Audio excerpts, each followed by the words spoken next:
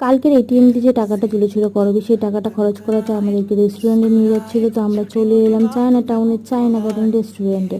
তো ওর জন্য কেক নিয়ে এসেছিলাম এখানে। এবার কেকটা সাজিয়ে দিল ওখানের ওয়েটাররা। তারপরে ওর কেকটা যখন কাটিং হয়ে গেল, আমাকে অর্ডার দেওয়ার জন্য বলল যে তুই তো রেস্টুরেন্টে এখানে এসেছিস, কিন্তু আমি আগে আসিনি, তাও একটু অর্ডার দিয়ে দিলাম ভাব নিয়ে একটু। তো দেখো এখানে অনেক রিজনেবল প্রাইসেই সমস্ত কিছু পাওয়া যাচ্ছিলো। তো তাই জন্য রাইস, চিলি চিকেন আর দিয়েছিলাম মিক্স চাউমিন অর্ডার। তো আমাদের যখন খাওয়া দাওয়া স্টার্ট হবে তার আগেই ওকে অনেকে উইশ করছিল, তো ওর একটু ভিডিও করে নিলাম। তারপরে আমাদের এখানে খাবার সার্ভ হয়ে গেল। আর এখানে খুবই টেস্টি ছিল খাবারগুলো, সত্যি খেয়ে মন ভরে গেল, আর রিজনেবল প্রাইস ছিল। তো দেখো আজকে আমাদের ভিডিওটা আমরা এখানেই শেষ করছি। এরপরে আমরা খেতে খেতে বেশি ফটো টটো তুলতে পারিনি, খাওয়ায় মগ্ন হয়ে গিয়েছিলাম।